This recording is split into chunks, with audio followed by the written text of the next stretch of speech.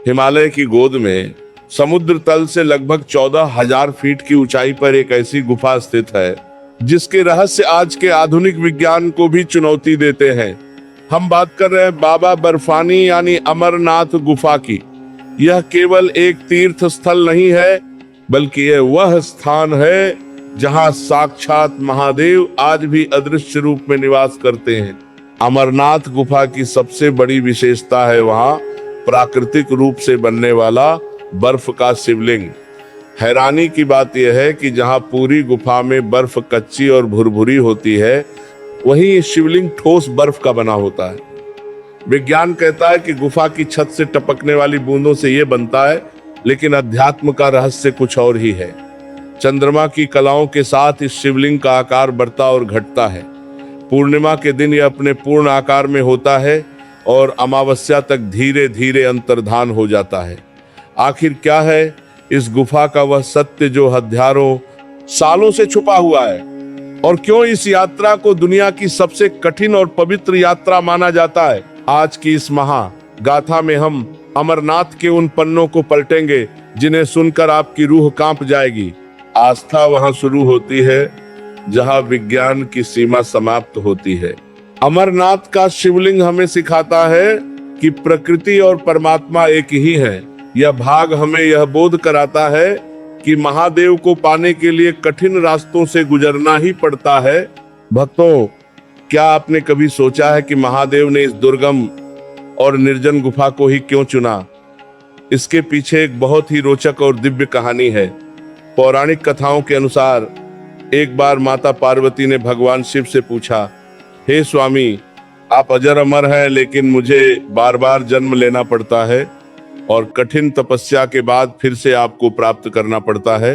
आपकी इस अमरता का रहस्य क्या है? मुझे वह अमर कथा सुनाइए जिससे मृत्यु का भय समाप्त हो जाए। महादेव पहले तो टालते रहे, क्योंकि वे जानते थे कि इस कथा का रहस्य ब्रह्मांड के विधान को बदल सकता है। लेकिन पार्वती जी के बार बार आग्रह करने पर वे मान गए। महादेव एक ऐसा स्थान चाहते थे जहां कोई भी जीवित प्राणी इस कथा को न सुन सके, क्योंकि जो भी इस कथा को सुन लेता वह हमेशा के लिए अमर हो जाता। इसीलिए शिव जी ने हिमालय की ऊंची कंदराओं की ओर प्रस्थान किया। रास्ते में उन्होंने अपने सभी आभूषणों और संगी साथियों का त्याग करना शुरू किया। उन्होंने अपनी सवारी नंदी को पहलगाम में छोड़ा, चंद्रमा को चंदनवाड़ी में उतारा और अपने पुत्र गणेश को महागुणस पर्वत पर छोड़ दिया। अंत में उन्होंने पंचभूतों का भी त्याग किया और इस विशाल गुफा में प्रवेश किया। वहां उन्होंने अग्नि प्रज्वलित की ताकि गुफा के आसपास का हर जीव नष्ट हो जाए और कोई भी चोरी छिपे उनकी बात न सुन सके। लेकिन नियति को कुछ और ही मंजूर था। उस गुफा में 2 अंडे आग के नीचे दबे रह गए थे, जिन्हें महादेव भी नहीं देख पाए। भक्तों, गुफा के भीतर महादेव ने माता पार्वती को अमर कथा सुनाना प्रारंभ किया। कथा इतनी लंबी और गूढ़ थी कि सुनते सुनते माता पार्वती को नींद आ गई और वे सो गईं। महादेव को लगा कि पार्वती जी सुन रही हैं, इसीलिए वे कथा सुनाते रहे। लेकिन उसी समय उन 2 अंडों से जो आग के पास सुरक्षित रह गए थे, 2 कबूतर के बच्चे बाहर निकल आए। जब महादेव कथा सुना रहे थे तो वे दोनों कबूतर बीच बीच में हूं हूं की आवाज करने लगे, जिससे महादेव को लगा कि पार्वती जी ही हुंकार भर रही हैं। इस तरह उन दोनों कबूतरों ने पूरी अमर कथा सुन ली। जब कथा समाप्त हुई और महादेव ने देखा कि पार्वती जी तो सो रही हैं, तो वे चौंक गए। उन्होंने सोचा, फिर कथा किसने सुनी? तभी उनकी दृष्टि उन 2 कबूतरों पर पड़ी। महादेव क्रोधित हो गए और उन्हें मारने के लिए अपना त्रिशूल उठाया। तब उन कबूतरों ने हाथ जोड़कर पक्षी रूप में प्रार्थना की, हे प्रभु, हमने आपकी कथा सुनी है और अब हम अमर हो चुके हैं। यदि आप हमें मारेंगे तो आपकी ये कथा झूठी सिद्ध हो जाएगी। महादेव उनकी बात सुनकर मुस्कुराए और उन्हें वरदान दिया कि वे हमेशा इसी गुफा में शिव पार्वती के प्रतीक के रूप में वास करेंगे। आज भी हजारों फीट की ऊंचाई पर जहां ऑक्सीजन कम है और कोई पक्षी नहीं दिखता, भक्तों को अचानक कबूतरों का एक जोड़ा दिखाई देता है। वैज्ञानिकों के पास आज भी इसका कोई जवाब नहीं है कि वे पक्षी वहां इतनी ठंड में कैसे जीवित रहते हैं। ईश्वर की कृपा पात्र की योग्यता नहीं, उसकी उपस्थिति और लग्न पर निर्भर करती है। उन कबूतरों ने अनजाने में ही सही पर पूरी एकाग्रता से कथा को सुना। यह भाग हमें सिखाता है कि अगर हम मंदिर में या सत्संग में बैठते हैं तो हमें अपनी इंद्रियों को जागृत रखना चाहिए, क्योंकि पता नहीं किस क्षण ईश्वर की कृपा हम पर बरस जाए। अमरनाथ की यात्रा केवल शारीरिक थकान की यात्रा नहीं है, बल्कि ये अपने अहंकार को धीरे धीरे पीछे छोड़ने की यात्रा है। इस यात्रा का मुख्य पड़ाव पहलगाम से शुरू होता है। जैसा कि हमने पिछले भाग में जाना, महादेव ने गुफा तक पहुंचने के लिए अपनी सबसे प्रिय वस्तुओं का त्याग किया था। सबसे पहले उन्होंने पहलगाम बेलगांव में अपने वाहन नंदी को छोड़ा। इसका आध्यात्मिक अर्थ यह है कि नंदी धर्म और प्रतीक्षा के प्रतीक है। महादेव सिखाते हैं कि अंततः ईश्वर के पास पहुंचने के लिए आपको कर्मों के फल की प्रतीक्षा भी त्यागनी पड़ती है। जैसे जैसे यात्री आगे बढ़ते हैं वे पहुंचते हैं चंदनवाड़ी। यहाँ शिव जी ने अपने मस्तक पर सुशोभित चंद्रमा को उतारा था। कहा जाता है कि चंद्रमा के शीतल प्रकाश ने यहाँ की मिट्टी को इतना पवित्र कर दिया कि यहाँ के जल में स्नान मात्र से मन शांत हो जाता है। इसके बाद आता है पिस्सू टॉप, जहाँ देवताओं और राक्षसों के बीच भीषण युद्ध हुआ था और देवताओं ने महादेव की मदद से राक्षसों का संहार किया था। सबसे रहस्यमयी पड़ाव है शेषनाग झील। मान्यता है कि शिव जी ने अपने गले के सांपों को इसी नीली झील में छोड़ा था।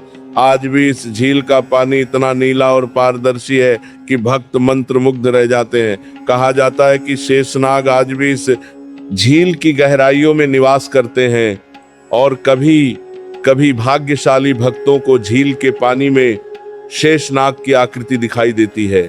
यह स्थान हमें सिखाता है कि महादेव की ओर बढ़ने के लिए हमें अपने जहरीले विचारों और विकारों का त्याग करना ही होगा। परमात्मा को पाने के लिए मोह का विसर्जन अनिवार्य है। जीरा पान जैसे शिव जी ने नंदी, चंद्रमा और सर्पों को रास्ते में छोड़ा, वैसे ही हमें भी भक्ति के मार्ग पर आगे बढ़ने के लिए अपने क्रोध, लोभ और मोह को त्यागना पड़ता है। अमरनाथ की चढ़ाई हमें सिखाती है कि जीवन में जितना हल्का मन होगा उतनी ही ऊंची आपकी आध्यात्मिक उड़ान होगी। शेषनाग झील से आगे बढ़ते हुए यात्री पंचतरणी नाम के अत्यंत पावन स्थान पर पहुंचते हैं। यहाँ का दृश्य जितना सुंदर है, इसका धार्मिक महत्व उतना ही गहरा है। कहा जाता है कि अमरनाथ गुफा में प्रवेश करने से ठीक पहले भगवान शिव ने इसी स्थान पर अपने शरीर को निर्मित करने वाले पंचतत्वों पृथ्वी, जल, अग्नि, वायु और आकाश का त्याग किया था। शास्त्रों के अनुसार महादेव यह संदेश देना चाहते थे कि जो कथा वे सुनाने जा रहे हैं वह भौतिक शरीर के लिए नहीं बल्कि आत्मा के लिए है।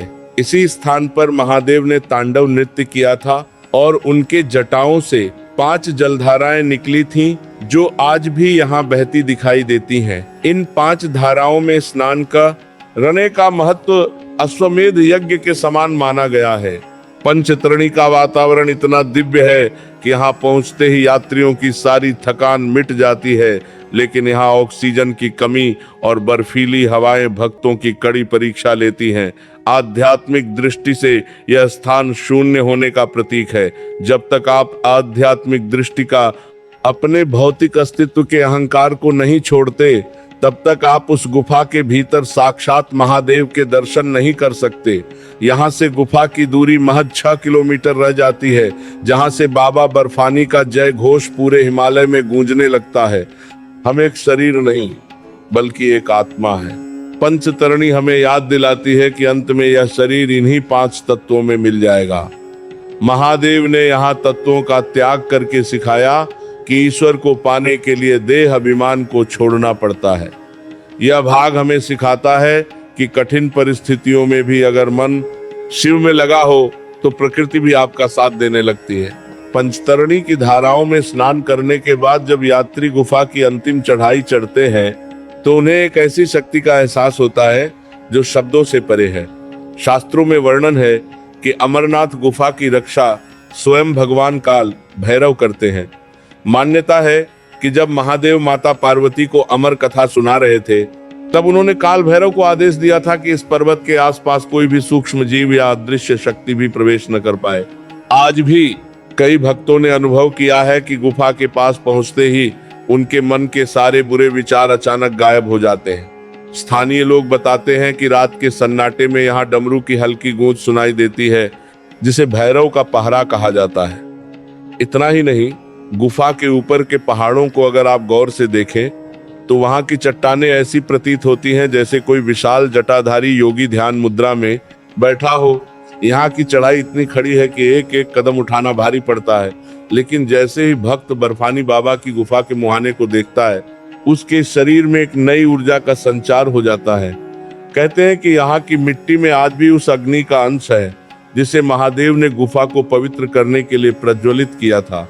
यह स्थान हमें सिखाता है कि सत्य के दर्शन करने से पहले इंसान को अग्नि परीक्षा से गुजरना ही पड़ता है। ये चढ़ाई केवल पहाड़ की नहीं बल्कि अपने ही भीतर के विकारों को फतह करने की चढ़ाई है। भक्तों, पंचतरणी से आगे बढ़ते हुए जब यात्री गुफा के द्वार पर पहुंचते हैं तो उनकी आंखों से आंसुओं की धारा बहने लगती है। यह गुफा लगभग 150 फीट ऊंची और इतनी ही लंबी है।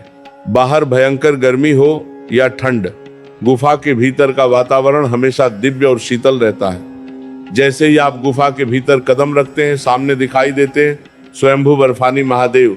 ये शिवलिंग कोई साधारण बर्फ का ढेर नहीं है।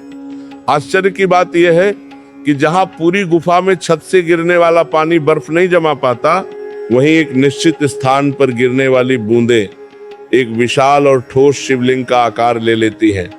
विज्ञान आज भी इस बात पर हैरान है कि गुफा की छत से गिरने वाला पानी इतना शुद्ध और नियंत्रित कैसे होता है कि वह हर साल चंद्रमा की कलाओं के साथ बदता और घटता है।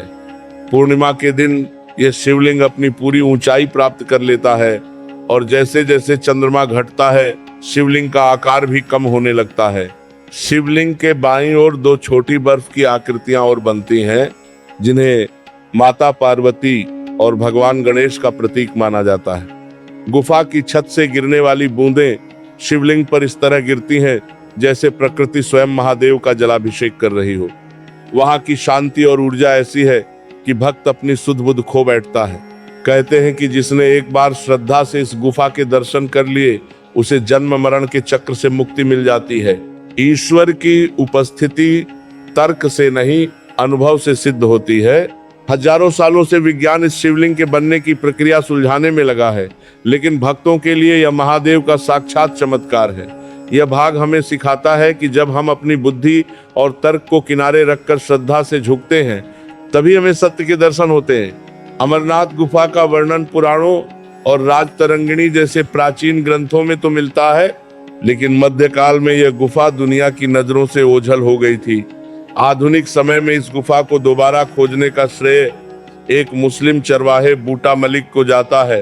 कहानी करीब 150 साल पुरानी है। बूटा मलिक अपनी भेड़ें चराते हुए बहुत ऊपर निकल गया था। वहां उसे एक साधु मिले। साधु ने बूटा मलिक को कोयले से भरी एक कांगड़ी कोयले का पात्र दी। जब बूटा मलिक घर पहुंचा और उसने उस पात्र को खोलकर देखा तो वह दंग रह गया। वह कोयला शुद्ध सोने में बदल चुका था। वह तुरंत उस साधु का धन्यवाद करने वापस पहाड़ी पर गया, लेकिन वहां साधु तो नहीं मिले, बल्कि उसे एक विशाल गुफा दिखाई दी। जब वह गुफा के भीतर गया तो उसे चांदी की तरह चमकता हुआ बर्फ का एक दिव्य शिवलिंग मिला। बूटा मलिक ने गांव वालों को इसकी जानकारी दी और देखते ही देखते पवित्र स्थान फिर से तीर्थयात्रियों के लिए खुल गया। सालों तक इस मंदिर की देखभाल में बूटा मलिक के परिवार का भी योगदान रहा। यह कहानी हमें एक बहुत बड़ा संदेश देती है कि महादेव की भक्ति सीमाओं और धर्मों से परे है। ईश्वर केवल भाव के भूखे हैं और वे किसी को भी अपना माध्यम बना सकते हैं।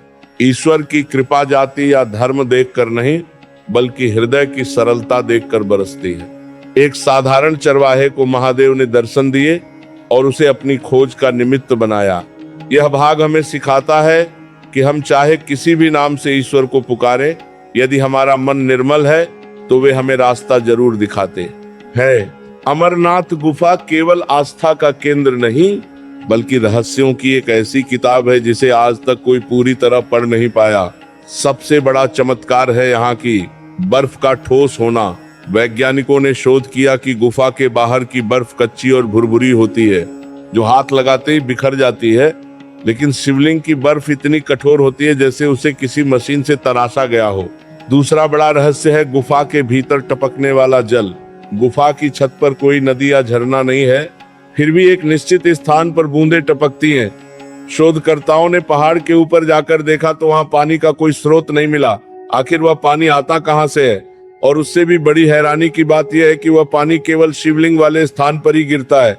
एक और चौंकाने वाला चमत्कार है अमरावती नदी। गुफा के पास से ही अमरावती नदी बहती है, जिसका जल दूध की तरह सफेद दिखाई देता है। वैज्ञानिकों का मानना है कि इस जल में गंधक, सल्फर और अन्य खनिज है, लेकिन भक्तों के लिए यह महादेव का वह प्रसाद है जिसमें स्नान करने से चर्म रोग तक ठीक हो जाते हैं। कई बार पहाड़ों से गिरते हुए पत्थरों के बीच भक्तों की जान बाल बाल बचती है, जिसे वहां के लोग शिव की सुरक्षा कहते हैं। ये चमत्कार हमें विश्वास दिलाते हैं कि इस सृष्टि को चलाने वाली कोई अदृश्य शक्ति आज भी इस गुफा में मौजूद है। श्रद्धा का आधार चमत्कार नहीं, विश्वास होना चाहिए। चमत्कार केवल हमारी बुद्धि को यह बताने के लिए होते हैं कि हमारी समझ से परे भी एक दिव्य दुनिया है। यह भाग हमें सिखाता है कि विज्ञान भौतिक वस्तुओं की व्याख्या कर सकता है, लेकिन उस शांति और शक्ति की नहीं जो भक्त महादेव के सामने महसूस करता है। भक्तों, अब हम अमरनाथ गुफा के उस पक्ष की बात करेंगे जिसे सुनकर आपकी रूह कांप जाएगी। यह केवल बर्फ और पत्थर का ही कहानी नहीं है, बल्कि यह उस शिव ऊर्जा का साक्षात प्रमाण है जो हजारों सालों से इस हिमालय की चोटियों पर मंडरा रही है। क्या आपने कभी सोचा है कि अमरनाथ गुफा का शिवलिंग आखिर ठोस क्यों है, जबकि उसके ठीक बगल में मौजूद अन्य बर्फ कच्ची और भुरभुरी होती है? दुनिया भर के भू वैज्ञानिकों ने इस पर कई शोध किए। एक हैरान कर देने वाली थ्योरी कहती है कि इस गुफा के नीचे ऐसी चुंबकीय क्षेत्र या मैग्नेटिक फील्ड है जो बाहरी वातावरण के प्रभाव को शिवलिंग पर पड़ने नहीं देती। लेकिन भक्तों के लिए यह महादेव का वह संकल्प है जो उन्होंने माता पार्वती को कथा सुनाते समय लिया था। आश्चर्य तो इस बात का है कि अमरनाथ शिवलिंग की ऊंचाई चंद्रमा की कलाओं के साथ बिल्कुल सटीक तालमेल बिठाती है। जब चंद्रमा बत्ता है तो शिवलिंग का आकार बढ़ता है।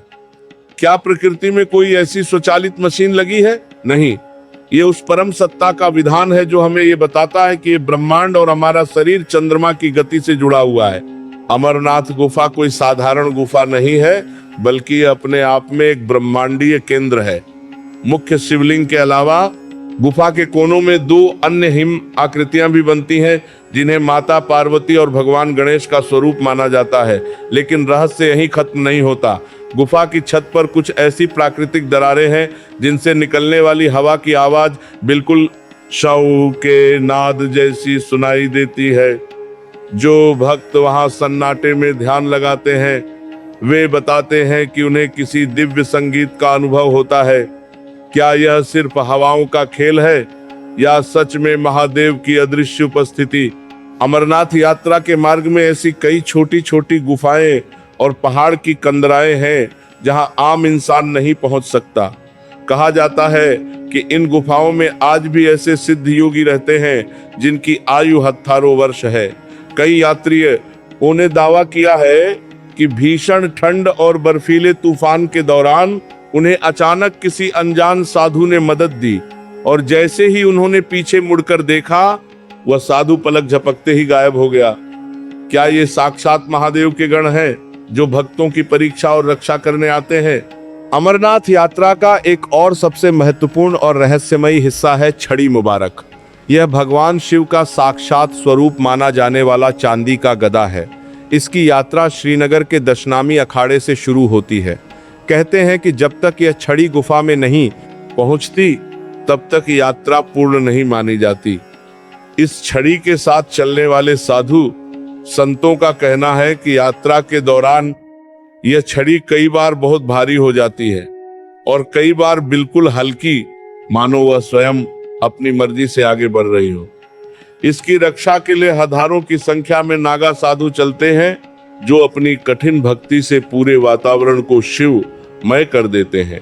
अमरनाथ यात्रा के दौरान भक्तों को कई ऐसे झरने मिलते हैं जिनका पानी दूध की तरह सफेद दिखाई देता है। इसे अमरावती नदी कहा जाता है। वैज्ञानिक कहते हैं कि हिमालय की दुर्लभ जड़ी बूटियों के बीच से गुजरने के कारण इस पानी में औषधीय गुण आ जाते हैं। लेकिन भक्त इसे शिव का वह अभिषेक जल मानते हैं जिसमें स्नान करने से न केवल शरीर की थकान मिटती है बल्कि कई पुराने रोग भी हमेशा के लिए दूर हो जाते हैं। अमरनाथ की बर्फीली ऊंचाइयां हमें सिखाती हैं कि जीवन में शिखर पर पहुंचने के लिए अपने अहंकार को कम करना पड़ता है। जितनी ऊपर आप जाएंगे उतनी ही बाहरी दुनिया की मोह माया आपसे छूटती जाएगी। अंत में आप अकेले होंगे और सामने होंगे साक्षात बाबा बर्फानी। यह दृश्य हमें यह सोचने पर मजबूर करता है कि क्या हम इस छोटी सी जिंदगी में उन बड़े रहस्यों को समझ पाएंगे जो महादेव ने हमारे लिए यहाँ संजो कर रखे हैं। जब आप गुफा के भीतर उस दिव्य शिवलिंग को देखते हैं तो आपके भीतर का सारा मानसिक अंधेरा एक पल में मिट जाता है।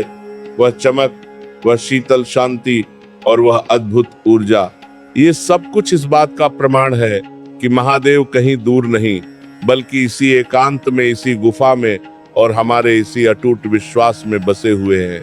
अमरनाथ का हर पत्थर शिव है और हर यात्री जो श्रद्धा से जयकारा लगाता है वह उस दिव्य शिव ऊर्जा का वाहक बन जाता है। यहाँ की मिट्टी जिसे भक्त भभूत की तरह अपने माथे पर लगाते हैं वह केवल मिट्टी नहीं बल्कि महादेव का आशीर्वाद है जो सदियों से इस पावन गुफा की कहानियों को अपने भीतर समेटे हुए है। अमरनाथ की यात्रा जितनी पवित्र है उतनी ही चुनौतीपूर्ण भी है। लेकिन क्या आपने कभी सोचा है कि इतनी ऊंचाई पर जहां सांस लेना भी मुश्किल है वहां भक्तों की सुरक्षा और सेवा कौन करता है?